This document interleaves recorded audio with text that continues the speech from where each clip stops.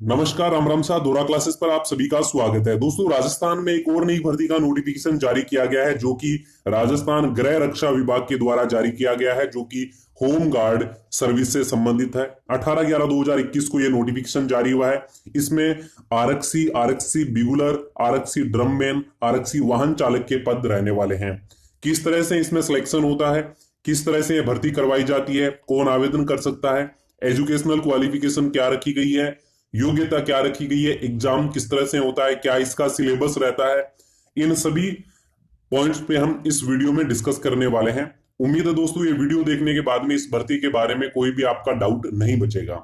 देखिए, यहां पर हम बात करें तो ये जो भर्ती है, ये राजस्थान होम गार्ड अधीनस्थ सेवा नियम 2021 के भाग 4 में निहित प्रावधानों के अंतर्गत करवाई जा रही है, जिसमें विभिन्न जिला यूनिट बटालियन में आरक्षी, आरक्षी बिगुलर, आरक्षी ड्रममैन, आरक्षी वाहन चालक के 135 रिक्त पदों पर योग्य अभ्यर्थियों से ऑनलाइन आवेदन मांगे हैं। यानी भर्ती के लिए आपको ऑनलाइन इसमें आवेदन करना है।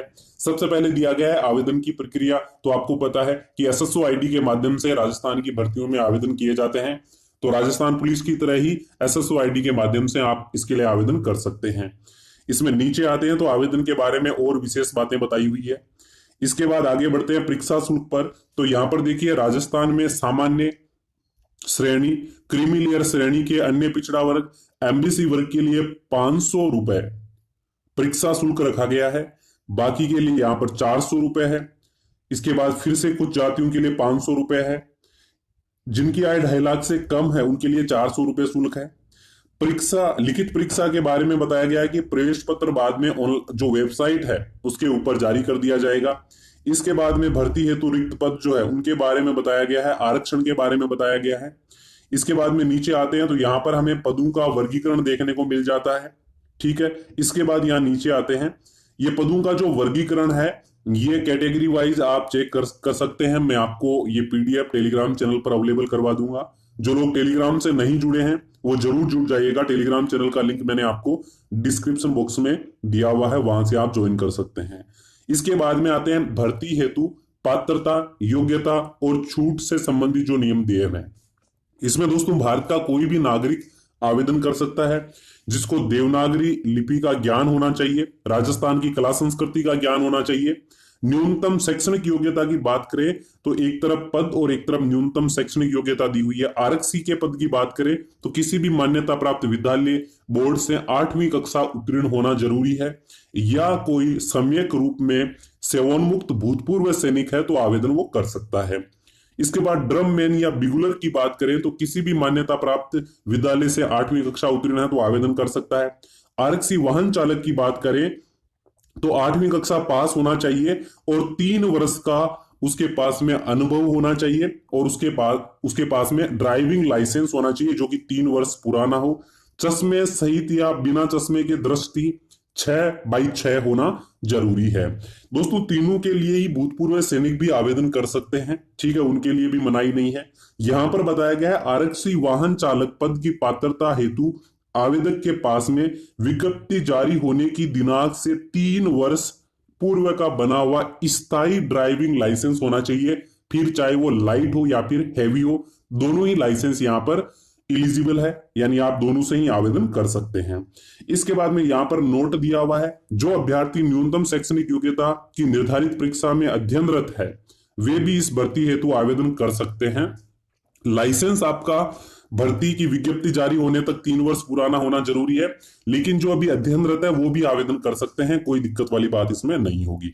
आयु सीमा की अगर हम बात करें तो यहाँ पर आयु सीमा आपको दी हुई है। आयु सीमा का एक चार्ट बनाया हुआ है। इस चार्ट की अगर हम बात करें तो सामान्य वर्ग के लिए जो पुरुष है उनकी आयु सीमा 1/1/2002 से पूर्व उनका जन्म होना चाहिए। ठीक है। इसके बाद में पुरुषों की बात यहां पर फिर से की गई है 2/1/1997 के बाद का, और 1/1/2002 से पहले का जन्म होना चाहिए। महिलाओं के लिए जो जन्म है वो 2/1/1992 से पहले का नहीं होना चाहिए। ठीक है। इसके बाद में एनसीसी इंस्ट्रक्टर अधिकतम आयु इनके लिए बता रखी है। ठीक है। यहां पर फिर आर्थिक पिछड़ा वर्ग के लिए अनुसूचित जाति, अनुसूचित जनजाति के लिए बताई हुई है कि 1/1/2002 से बाद का जन्म नहीं होना चाहिए, कम से कम आपकी आयु 18 वर्ष पूरी होना जरूरी है। फिर न्यूनतम यहां पर बता रखा है कि भी 2/1/1992 के बाद का जन्म होना चाहिए, 2/1/1992 से पहले का नहीं होना चाहिए। महिलाओं को छूट मिल जाती है तो इनके लिए 1987 रखा गया है। फिर यहाँ भूतपूर्व सैनिकों के लिए 10 वर्ष की यहाँ पर आपको पता छूट मिल जाती है। इसके बाद में आगे जो अन्य कैटेगरी है उनके बारे में बताया गया है, और आरक्षी वाहन चालक के लिए बताया गया है। वाहन चालक का जन्म 2/1/1997 से 2/1/2002 के बीच का होना चाहिए। महिलाओं के लिए 1992 से 2002 के बीच का जन्म होना चाहिए। न्यूनतम 18 वर्ष और अधिकतम आप कैलकुलेट कर लेना यहां पर अच्छे से अपनी कैटेगरी के अकॉर्डिंग चेक करके, ठीक है। शारीरिक मापदंड की अगर हम बात करें तो यहां पर देखिए शारीरिक मापदंड दिया हुआ है। न्यूनतम ऊंचाई की बात करें तो पुरुषों के लिए 168 सेंटीमीटर है, महिलाओं के लिए 152 सेंटीमीटर है। जो पहाड़ी जनजाति के लोग हैं उनके लिए 160 सेंटीमीटर है, महिलाओं के लिए मात्र 140 सेंटीमीटर है।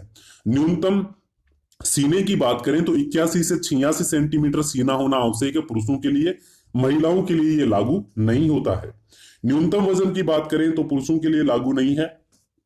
महिलाओं का न्यूनतम वजन वजन जो है वो 47.5 किलोग्राम होना जरूरी है। तो ये जो शारीरिक मापदंड है ये कंप्लीट होना आवश्यक है। इसके बाद में आगे हम बात करें चिकित्सकीय मानदंड की, तो आपकी दृष्टि जो है वो अच्छी होना जरूरी है। शारीरिक रूप से आप पूर्णतः स्वस्थ हो, आपके घुटने नहीं टकराते हो, ठीक है, फुली हुई नसें नहीं हो, भेंगापन, रतौंधी, हकलाकर बोलने की समस्या ना हो, आपके पैर समतल नहीं होना चाहिए, हर्निया संबंधी शल्य प्रॉब्लम नहीं होना चाहिए, अंग भंग नहीं होना चाहिए, इस तरह की कोई आपकी प्रॉब्लम नहीं होनी चाहिए। नियुक्ति के लिए अयोग्यता के बारे में बताया गया है, इसको छोड़ दीजिए, अयोग्यता की बात नहीं करेंगे। भर्ती हेतु चयन प्रक्रिया की अगर हम बात करें तो यहां पर देखिए सबसे पहले आपकी लिखित परीक्षा होगी, और लिखित परीक्षा 120 अंकों की होने वाली है, ठीक है। इसके बाद में शारीरिक दक्षता परीक्षा होगी जो कि 20 अंकों की होगी आरक्षी के पद के लिए। बिगुलर, ड्रममैन और आरक्षी वाहन चालक के लिए 10 अंकों की होगी।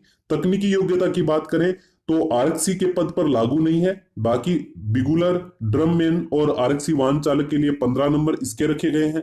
विशेष योग्यता में आपका एनसीसी का सर्टिफिकेट, होमगार्ड की सेवा और कंप्यूटर योग्यता है उसका अगर प्रमाण पत्र आपके पास में है तो आरक्षी में 20 अंक निर्धारित किए गए हैं, और अन्य पदों के लिए 15 अंक इसके निर्धारित किए गए हैं। इसके बाद में दोस्तों आगे बढ़ते हैं लिखित परीक्षा के बारे में। तो लिखित परीक्षा आपको पता होना चाहिए 2 घंटे की होगी। इसमें 120 अंकों के 120 प्रश्न आपसे पूछे जाएंगे, और प्रत्येक प्रश्न का 1 अंक होगा।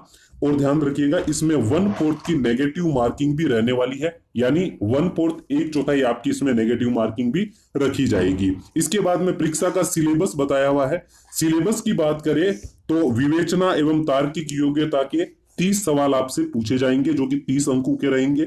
सामान्य ज्ञान, सामान्य विज्ञान और समसामयिक विषयों की बात करें तो 30 अंक रखे गए हैं, और 30 कुल अंक और 30 प्रश्न पूछे जाएंगे। राजस्थान के इतिहास, संस्कृति, कला, भूगोल, राजनीति एवं आर्थिक स्थिति इत्यादि की बात करें तो कुल 60 प्रश्न आपसे पूछे जाएंगे जो कि 60 अंकों के रहने वाले हैं। यहां पर देखिए 120 प्रश्न हो जाते हैं जो कि 120 अंकों के रहने वाले हैं। ध्यान रखिएगा न्यूनतम जो अंक है वो 40% है पासिंग मार्क्स, और जो SC ST जनजाति है, जाति के जो लोग हैं उनके लिए 36% पासिंग मार्क्स रखे गए हैं। इसके बाद में यहां पर देखिए जो ट्राइबल सब प्लान क्षेत्र से आते हैं उनके लिए कोई न्यूनतम उत्तीर्णांक सीमा नहीं लागू की गई है। यहां पर हम नीचे देखते हैं तो इसमें शारीरिक दक्षता परीक्षा के बारे में बताया हुआ है। शारीरिक दक्षता परीक्षा के अंदर यहां पर देखिए सबसे पहले बताया गया है 5 किलोमीटर की आपकी दौड़ होगी।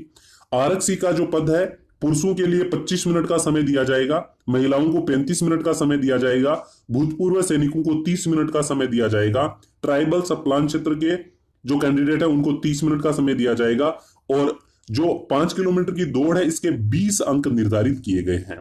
और जो वाहन चालक, बिगुलर और ड्रम मैन है उनके लिए 10 अंक निर्धारित किए गए हैं। समय सीमा वही रहने वाली है, 5 किलोमीटर की आपको दौड़ करनी है। इसके बाद में यहां पर नीचे आते हैं तो शारीरिक माप तोल से संबंधित इंपॉर्टेंट बातें बताई गई है। इसके बाद यहां नीचे आते हैं तो दक्षता परीक्षा के अंतर्गत वाहन चालक जो है और वाहन का जो रखरखाव हेतु जो व्यवहारिक परीक्षा होनी है उसके अंक भार दिए गए हैं। आपका स्टॉप टेस्ट होगा जिसके 3 अंक रखे गए हैं। स्टेयरिंग परीक्षा इसके 3 अंक है। इसके बाद सलेलोम सर्किट टेस्ट है इसके लिए 3 अंक रखे गए हैं। भारी वाहन चलाने का अनुभव, इसके 3 अंक है। वाहन में 3 साधारण यांत्रिक इलेक्ट्रॉनिक व्यवधान को दूर करने का टेस्ट होगा, इसके भी 3 अंक है। तो भाई ड्राइविंग टेस्ट जो आपका होने वाला है वो 15 अंकों का इसमें रहने वाला है। इसके बाद में यहां पर नीचे जो ड्रम ड्रम और जो बिगुल वादक है उनके लिए 8 अंक और 7 अंक निर्धारित किए गए हैं, यानी इनका भी क्या होगा, प्रैक्टिकल टेस्ट होगा। इसी इसके बाद ही आपको योग्य माना जाएगा। तो इसके भी अंक निर्धारित किए गए हैं, यहां आप देख सकते हैं।